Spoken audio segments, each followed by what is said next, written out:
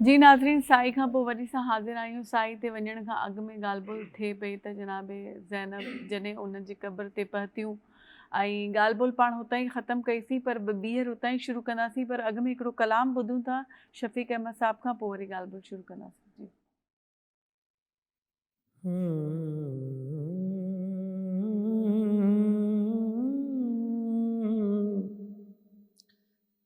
यहाँ से एडिट कर दी।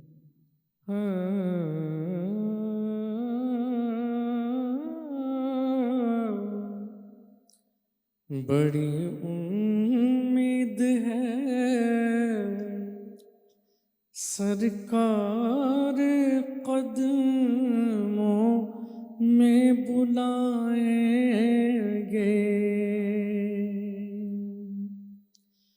बड़ी उम्मीद है सरकार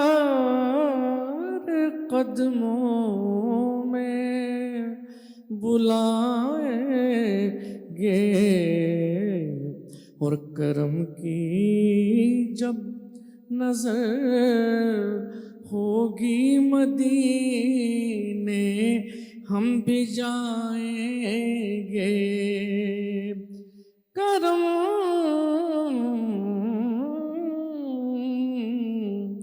करम की जब नजर होगी मदीने हम भी जाएंगे। अगर जाना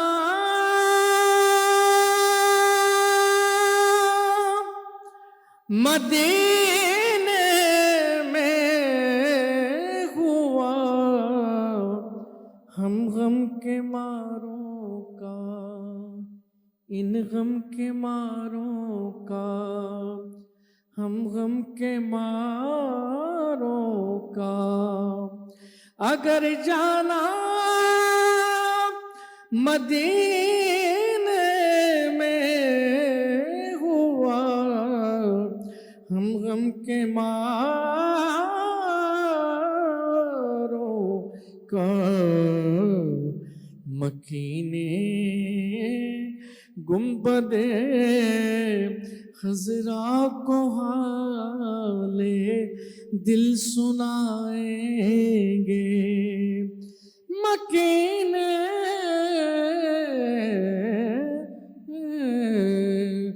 मकीने गुंबदे खजरा को हाले दिल सुनाएंगे।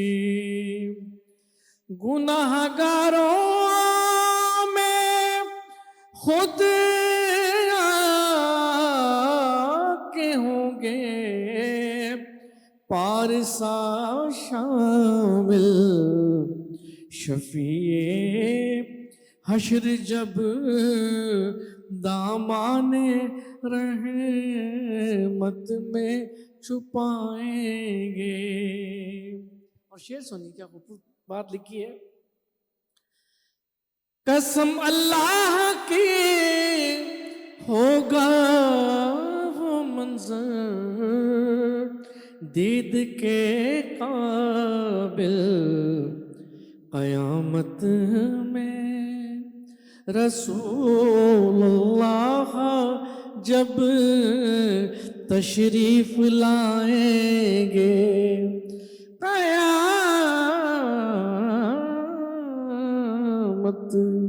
क़यामत में रसूलुल्लाह जब तशरीफ लाएंगे।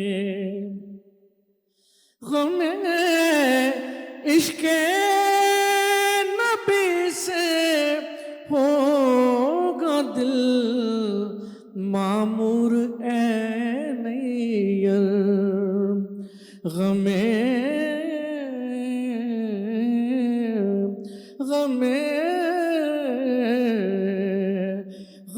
इश्क़े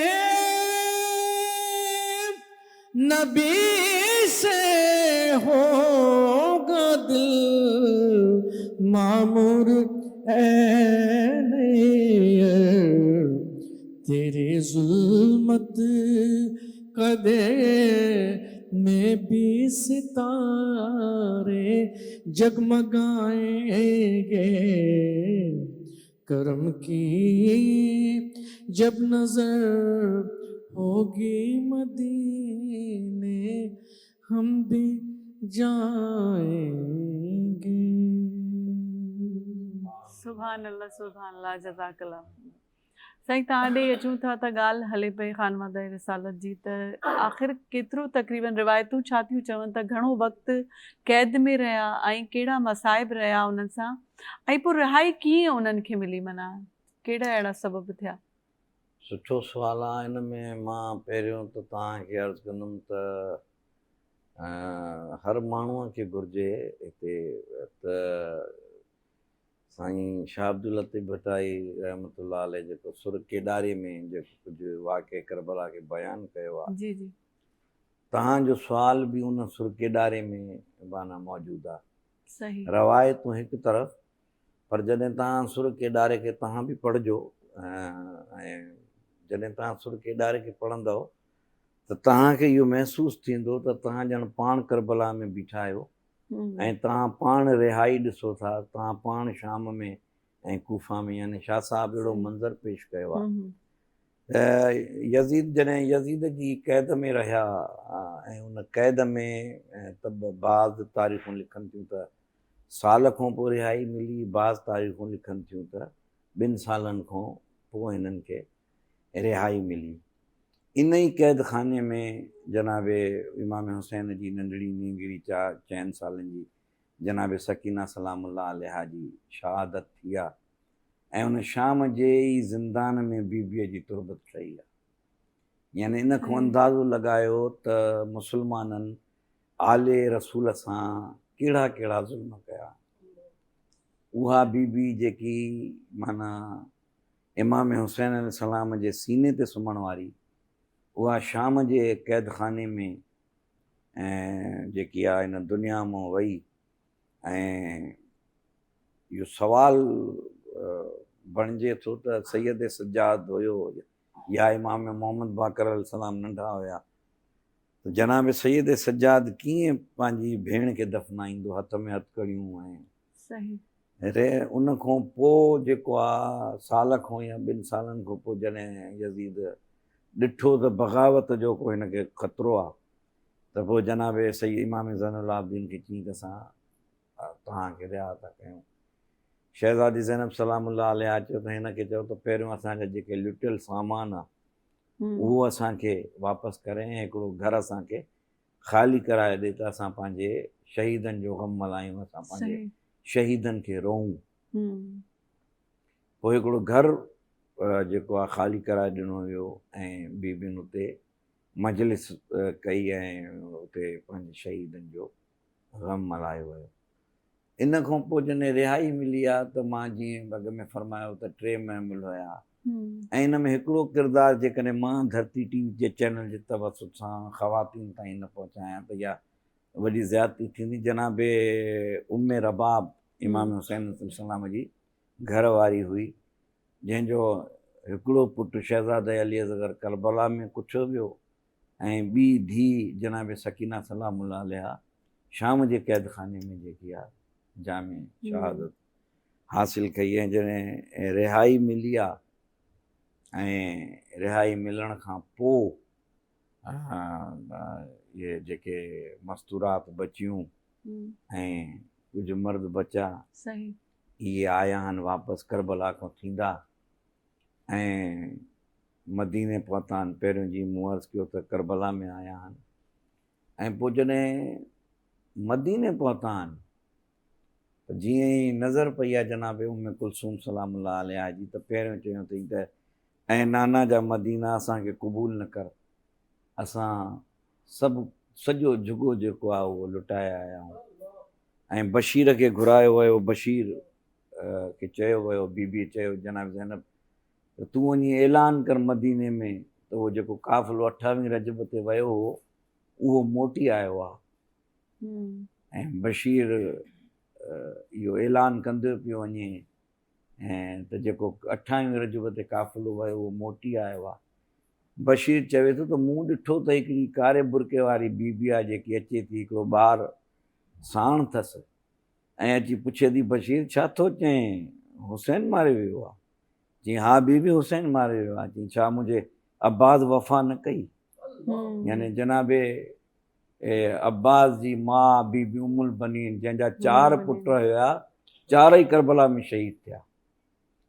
ऐं सब्र ऐं इस्तक़लाल ॾिसो, चए थी मुंहिंजो अब्बास वफ़ा न कई त चए तो बशीर चए थो बीबी अब्बास वफ़ा कई।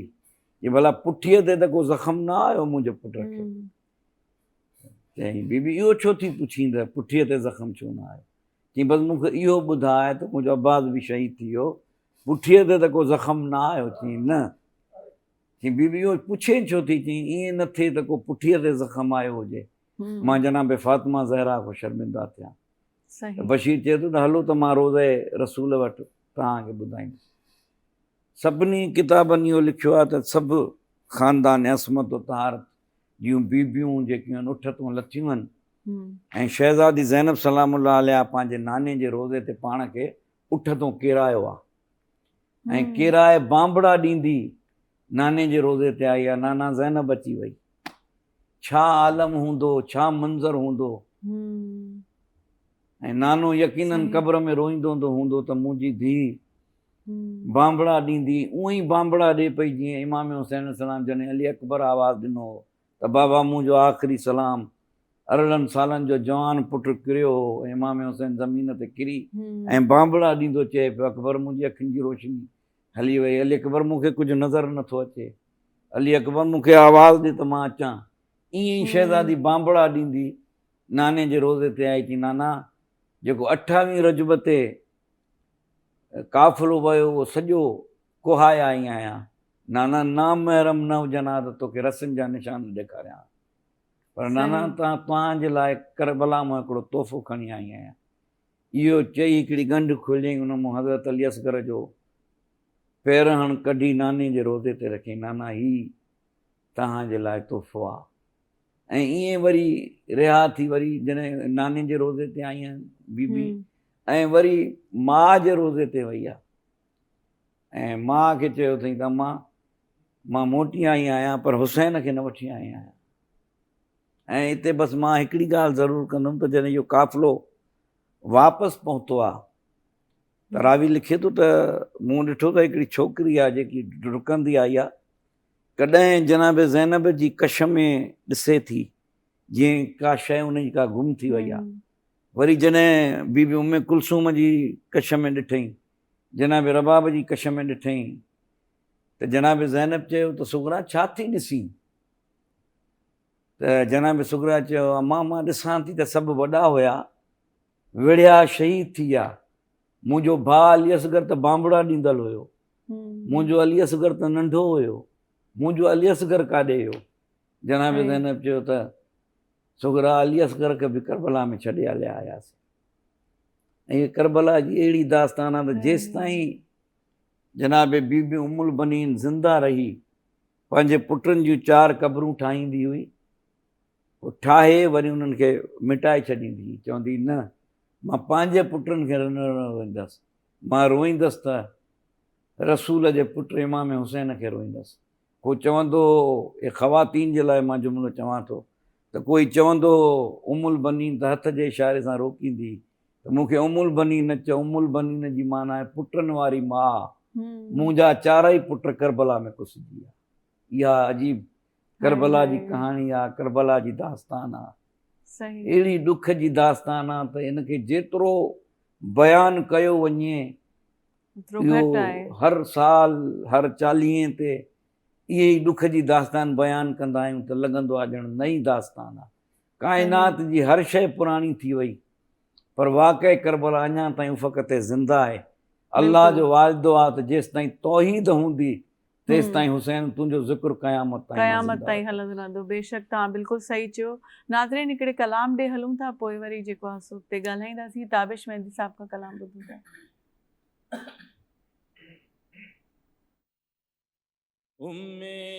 رباب بیٹھی شہیدی کی قبر پر، تھی محو اس طرح سے کہ ہٹتی نہ تھی نظر، زینب بڑھی یہ دیکھ کے، بولی جھکا کے سر،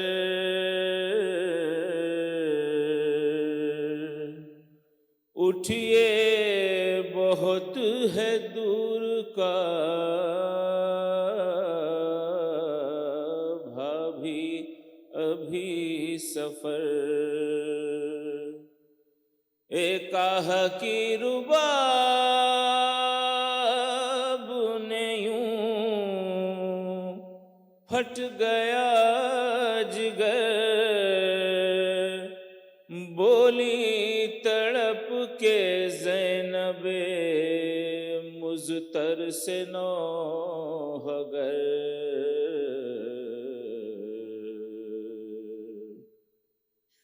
بیٹا ہے کربلا میں تو بیٹی ہے شام میں،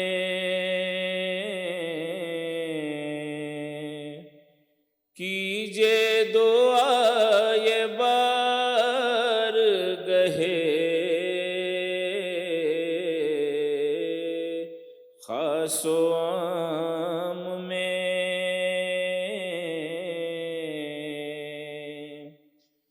سو جاؤں میں بھی قبر شہے تشنہ کام میں،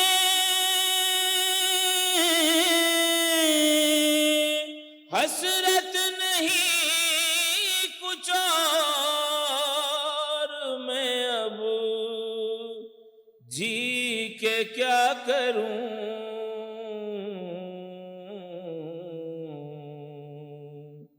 جی کے کیا کروں، اصغر سے دھار سامنے نظروں کے آپ کی، توڑا ہے دم سکینہ نے گودی میں آپ کی، جھولی میں کچھ رہا نہیں بی بی رباب کی، یہ آ گیا ہے دور میں اب جی کے کیا کروں،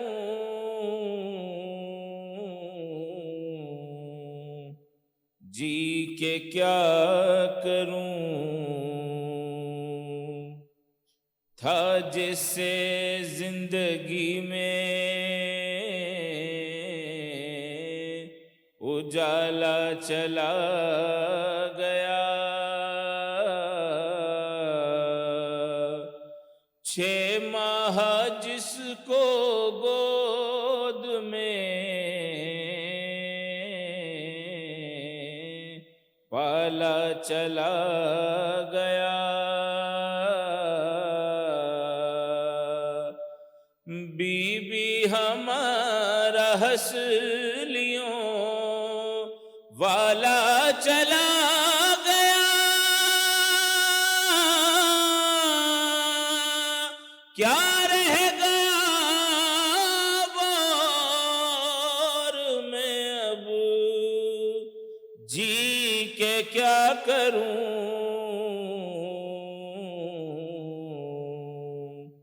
جی کے کیا کروں،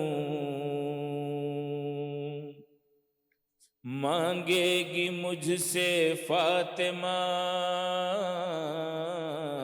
صغرا جو بھائی کو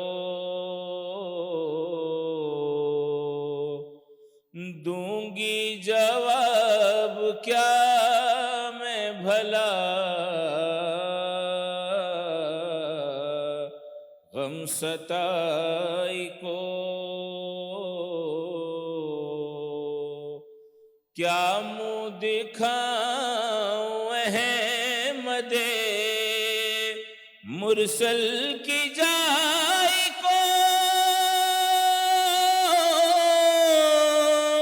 جینے کے ہیں یہ طور میں اب جی کے کیا کروں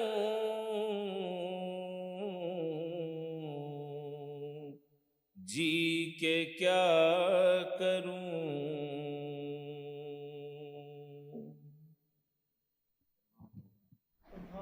नाज़रीन इन सां गॾु नंढी साई ते था हलूं पोइ वरी मोटी था अचूं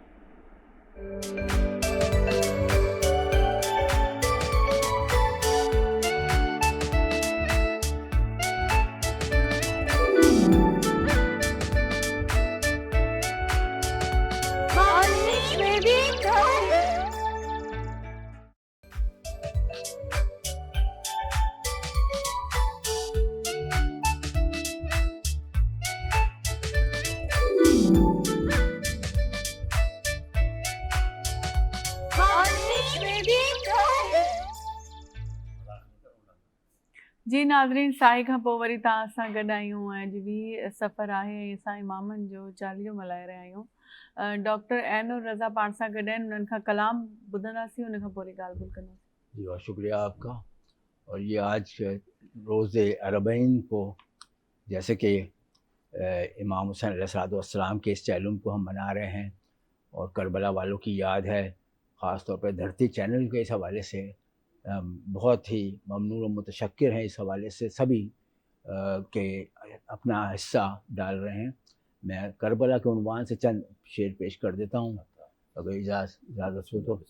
हक़ के आगे सजदे में डूबी हुई है करबला, हक़ के आगे सजदे में डूबी हुई है करबला, इस तरह से एक जहाने ज़िंदगी है करबला, इस तरह से एक जहाने ज़िंदगी है करबला। और ज़िंदगी की राह में कोई भटक जाए तो फिर रहनुमाए ज़िंदगी ता ज़िंदगी है करबला, रहनुमाए ज़िंदगी ता ज़िंदगी है करबला।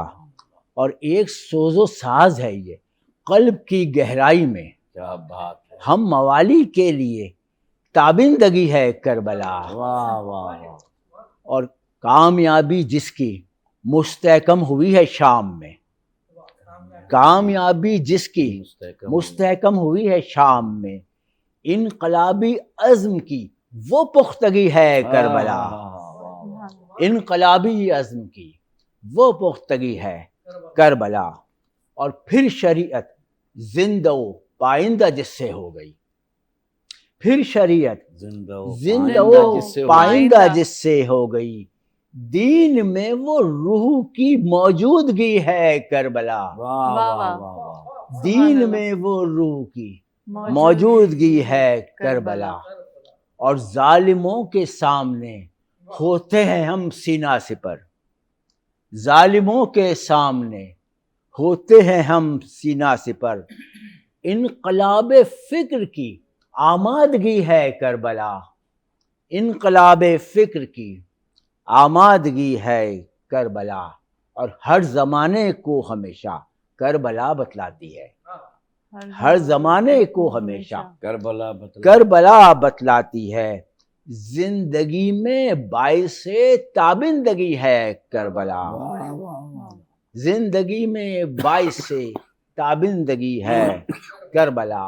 और शेर सुनिएगा, महवरे अफ़े ख़ता शब्बीर का दर है तो फिर, महवरे अफ़े ख़ता शब्बीर का दर है तो फिर, قسمت حر کے لیے بالیدگی ہے کربلا، سبحان اللہ، سبحان اللہ۔ قسمت حر کے لیے بالیدگی ہے کربلا، اور ہر حسینی بالیقین ہے افتخار کربلا، ہر حسینی بالیقین ہے افتخار کربلا، اور ہر یزیدی کے لیے شرمندگی ہے کربلا، واہ واہ واہ۔ ہر یزیدی کے لیے شرمندگی ہے کربلا۔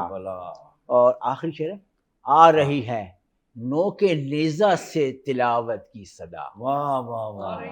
آ رہی ہے نو کے نو کے نیزہ سے تلاوت کی صدا، منزل عرفان کی تابندگی ہے کربلا، سبحان اللہ۔ منزل عرفان کی تابندگی ہے کربلا، اور کم نہ ہوگی جو کبھی تا حشر ہے عین الرضا، کم نہ ہوگی جو کبھی تا حشر ہے عین الرضا، مہر انسانی کی وہ تابندگی ہے کربلا، مہر انسانی کی وہ تابندگی ہے کربلا۔ سبحان اللہ، سبحان اللہ، سبحان اللہ، بہت خوب۔ جی ناظرین، واقعی میں इहो रब जो वाइदो आहे जीअं हिननि ज़िक्र कयो था हश्र ताईं जारी रहंदी, त इमामनि जो ज़िक्र, हुननि जी क़ुर्बानी जो ज़िक्र हश्र ताईं ईअं ई हलंदो रहंदो। इहो रब जो बि वाइदो आहे उन्हनि सां। हलूं था पाण शफ़ीक भाई खां जेको आहे हिकिड़ो कलाम ॿुधूं था। बिस्मिल्लाह करियो।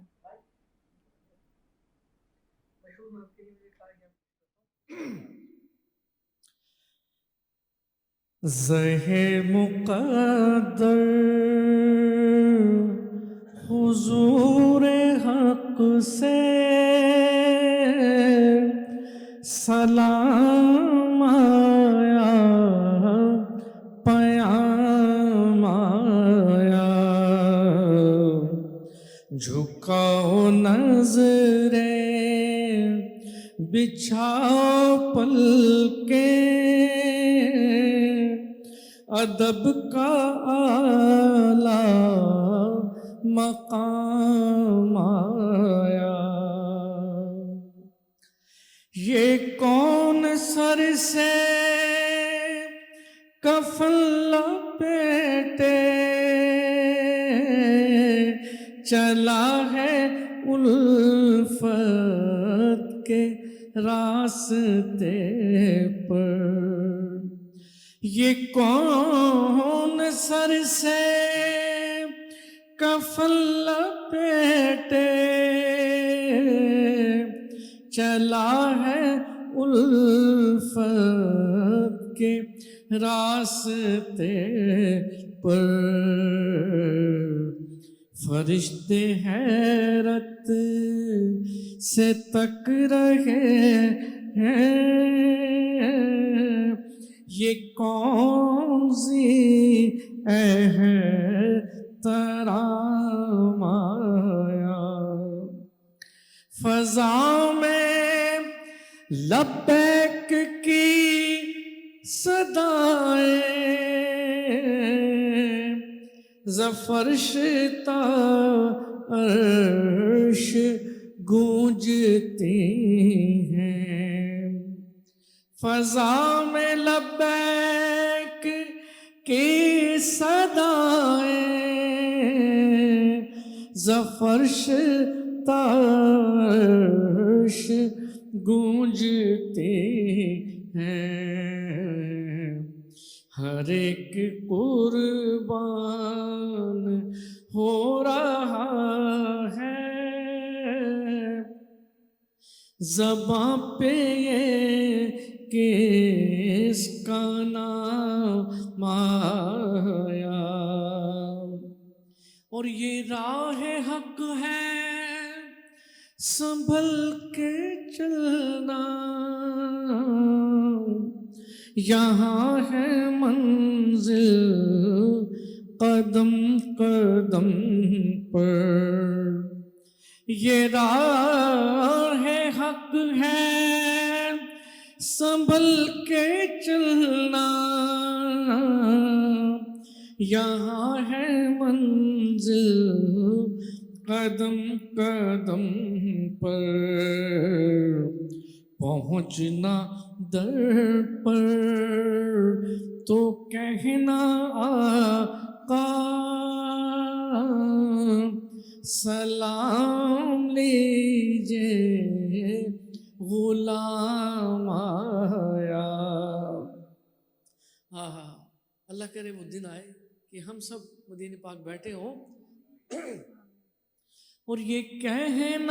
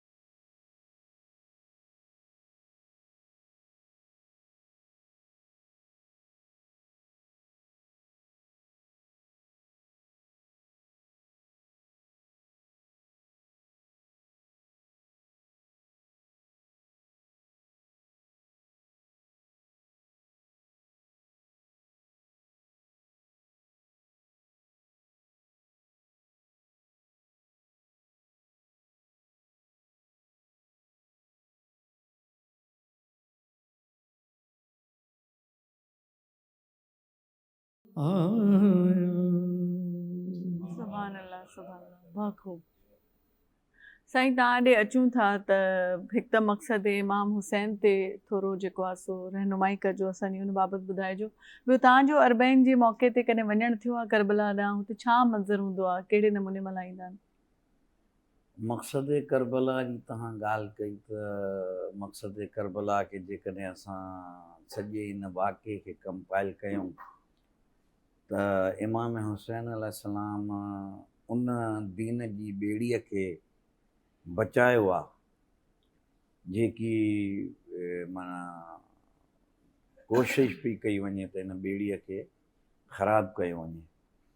त इमाम हुसैन अलैहिस्सलाम जी सॼी हिन क़ुर्बानीअ जो मक़सदु इहो हुयो त जॾहिं 28 रजब ते बैत खां इनकार कयऊं त पाण फरमायूं तारीख़ तबरीअ में लिखियलु आहे त ऐं नाना जा दीन जेकॾहिं मुंहिंजे मरण सां तूं बचें थो त अचो तलवारूं मुंहिंजे जिस्म जा टुकड़ा टुकड़ा करे। इन बयान जी रोशनीअ में जॾहिं असां ॾिसूं था त इमाम हुसैन जी ज़िंदगीअ जो हर पल पंहिंजे नाना जी ज़िंदगीअ जे मुशाबे आहे। त नाने जे दीन खे इमाम हुसैन अलैहिस्सलाम बचायो आहे। अॼु दुनिया में जेकी बि इबादतूं असां कयूं था, निमाज़, रोज़ो, हज, ज़कात ऐं जेके अमर बिल मारूफ़ व नही अनिल मुनकर, उसूल दीन, फ्रूज, जेको बि असां कुझु कयूं था, इहो अहसान आहे इमाम हुसैन अलैहिस्सलाम जो। जेकॾहिं नाने जे दीन खे 61 हिजरीअ में सभु चुप हुया ऐं इमाम हुसैन उथी बीठो यज़ीद जे साम्हूं त तूं छा थो सम्झें त दीन जो को वारिस कोन्हे? मां दीन जो वारिस आहियां। मदीने में इलाही माण्हू रोकनि पिया त गर्मीअ आहे, तव्हां नंढड़ा नंढड़ा ॿार मस्तूरात वठी ऐं वञूं था एॾो पंधु। उन ज़माने में सफ़र बि तवील हुया, उठनि ते घोड़नि ते सफ़र हुया, पर छो त इमाम जी ज़िमेदारी हुई त दीन खे बचाइणो आहे। दुनिया ख़ामोश हुई ऐं इमाम हुसैन दीन खे बचाइण लाइ मदीने मां निकितो, वरी हज खे उमिरे में तब्दील कयईं, वरी उन धरतीअ ते पहुतो जिते उनखे क़ुर्बानी ॾियणी, ज़मीन खे वरी ख़रीद कयईं, ख़रीद करे वरी उनखे वापसि हुबा करे चयईं। माना इमाम हुसैन जो मक़सदु इहो हो त जॾहिं बि को ज़ालिम जाबिर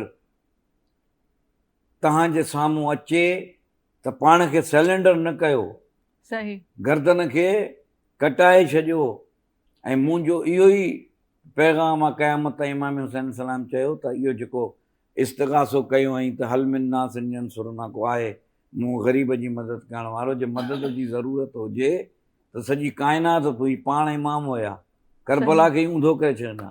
इहो पैगाम हर मज़लूम जे लाइ आहे त जिथे जिथे बि मज़लूम आहिनि उहो इमाम हुसैन सलाम जी अज़ीम क़ुर्बानीअ मां हरारत हासिलु कनि। अॼु मुस्लमान तव्हां ॾिसंदव त फ़लस्तीन में ॾिसो, कश्मीर में ॾिसो, जिथे ॾिसो, शाम में ॾिसो, मुस्लमान पस्ती ऐं उन जे मुसीबत में आहिनि। अॼु ज़रूरत आहे त इमाम हुसैन सलाम जे नक्श कदम ते हली असां पाण सचा पक्का मुस्लमान थियूं ऐं इमाम हुसैन जो पैगाम इहो आहे त हक़ ते सच ते को कंप्रोमाइज़ कोन्हे ऐं क़यामत ताईं इमाम हुसैन पंहिंजे नाना जे दीन ते क़ुर्बानी ॾेई इस्लाम खे ज़िंदा कयो। बाक़ी तव्हां जेको सुवालु कयो त अरबईन जो अहिड़ो मौक़ो जेको नजफ़ खां वठी ऐं करबला ईंदा आहिनि उते वॾा वॾा मौक़ब लॻल हूंदा आहिनि ऐं इराक वारनि जी मां त सिर्फ़ु महिमान नवाज़ी ॾिसी मूंखे पंहिंजी सिंध जी महिमान नवाज़ी यादि अची वई। हिक हिक जी ॿाहूं ॿधंदो आहे त असांजी मानी खाओ ऐं एतिरे क़दुरु ताईं जो बूट पॉलिश करण बि उहो चवंदा आहिनि त इहा असांजे लाइ सआदत आहे, छो त हे इमाम हुसैन जा महिमान आहिनि।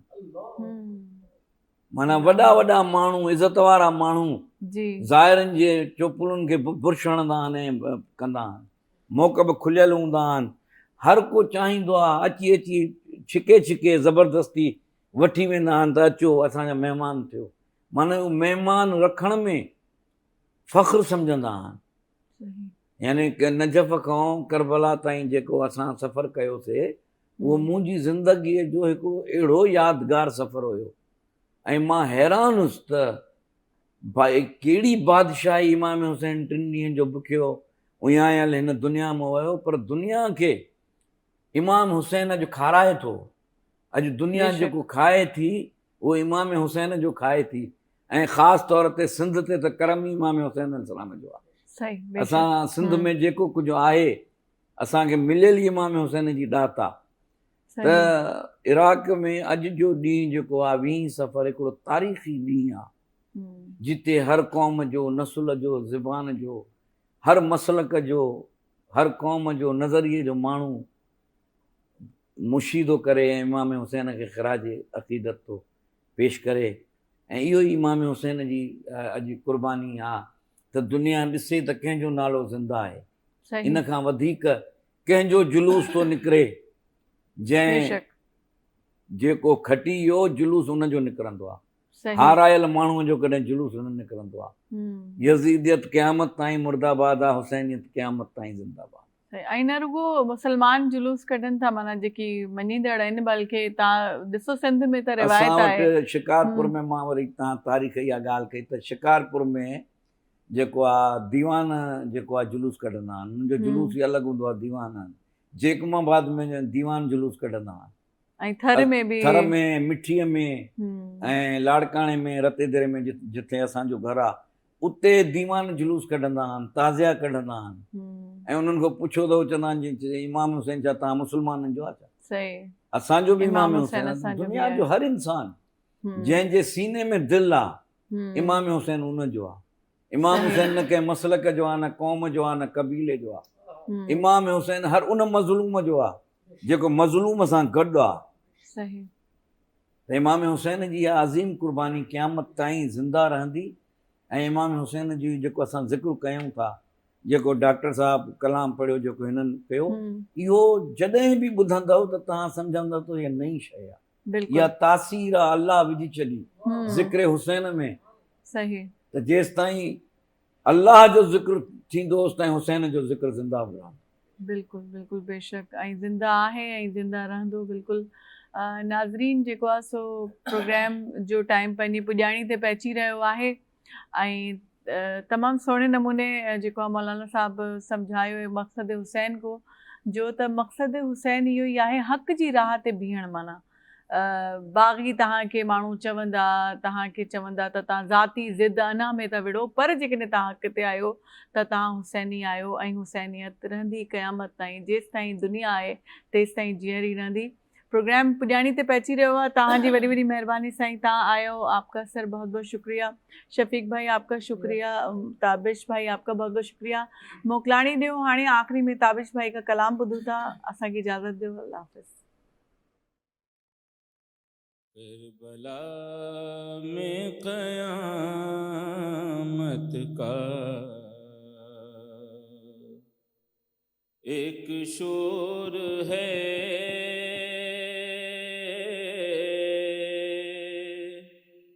काफ़िला जा रहा है वतन के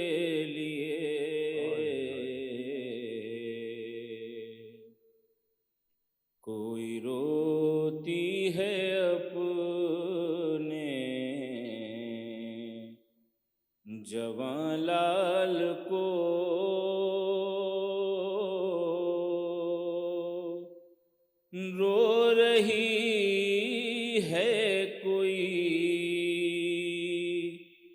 کم سخن کے لیے، قافلہ جا رہا ہے وطن کے لیے،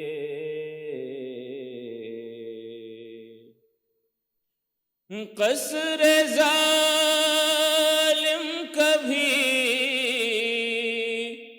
قید خانہ کبھی، نوک نیزہ کبھی تازیانہ کبھی، کون سی تھی اذیت جو دی نہ گئی، ہر جفا تھی اسیر محن کے لیے، قافلہ جا رہا ہے وطن کے لیے، جب چلے تھے مدینے سے سب ساتھ تھے، اون و جعفر تھے، اکبر تھے، عباس تھے، جا رہی ہوں مدینے تو کوئی نہیں، اب مصیبت فقط ہے بہن کے لیے، قافلہ جا رہا ہے وطن کے لیے، کوئی چادر نہ تھی کیسی بے داد تھی، ہاتھ ہوتے ہوئے بھی نازاد تھی، کتنی مجبور کر دی گئی تھی بہن، اپنے بھائی کے دفن و کفن کے لیے، قافلہ جا رہا